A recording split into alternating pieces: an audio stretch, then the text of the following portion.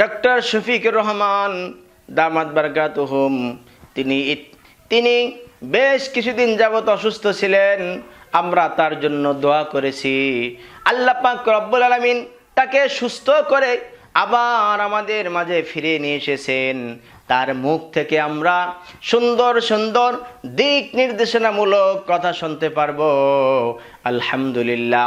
আমরা প্রত্যেকটা মহল থেকে, প্রত্যেকটা জায়গা থেকে আমরা আমিরে জামাতের জন্য সবাই দোয়া করব। আল্লাহ পাক রব্বুল আলামিন যেন তাকে নেক হায়াতে তৈয়্যিবা দান করে এবং তেনার কমান্ডারের মাধ্যমে সমস্ত ইসলামিক দলগুলি যেন ঐক্য হয়।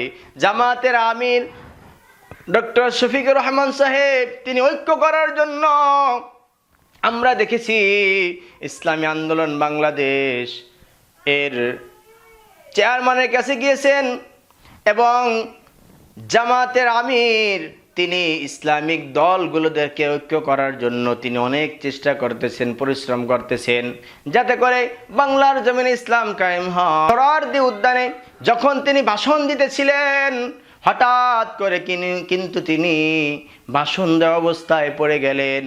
কিন্তু তিনি এরকম রাজপথের লড়াকু সৈনিক, তিনি অসুস্থকে কিন্তু তিনি দমে যান নাই, তিনি মঞ্চেই বৈশা ছিলেন।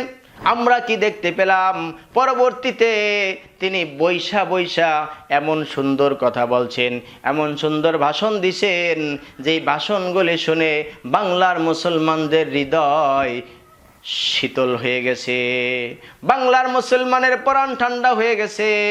তাই এই আমিরে জামাত এর নেতৃত্বে আমরা একটি ঐক্য চাই। সমস্ত ইসলামিক দলগুলি যেন ঐক্য হয় এবং বাংলার জমিনে যেন দিন ইসলাম কায়েম হয়। এই জন্য আমরা সকলেই কিন্তু চেষ্টা করব। আমরা আরও দেখেছি, যখনই বাংলার জমিনে কোনো দুর্ঘটনা ঘটেছে, যখনই কোনো অ্যাক্সিডেন্ট ঘটেছে, সেখানেই কিন্তু সবার আগে ডক্টর শফিকুর রহমান আমিরে জামাত তিনি কিন্তু গিয়েছেন এবং তিনি চিকিৎসা দিয়েছেন, তিনি ত্রাণ দিয়েছেন।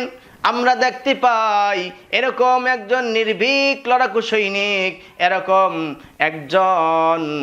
একজন নেককার মানুষ বর্তমান সময়ে পাওয়া খুব সময়ের দাবি। তাই আমরা এমন একজন আমিরে জামাত পেয়েছি, তার জন্য আমরা সর্বদাই দোয়া করব। এবং তিনি আগে যেরকমভাবে দিনের খেদমত দিয়ে আসতেছিলেন, দিনের খেদমতে আঞ্জাম দিয়ে আসতেছিলেন, ওই রকম যেন তিনি আবারও মাঠে ময়দানে সব জায়গায় যেন তেনার অবদান রাখতে পারে। এই জন্য আমরা সকলেই আনন্দিত, সকলেই পুলকিত। আলহামদুলিল্লাহ। আল্লাহ শায়েখকে দীর্ঘজীবী করে দেব।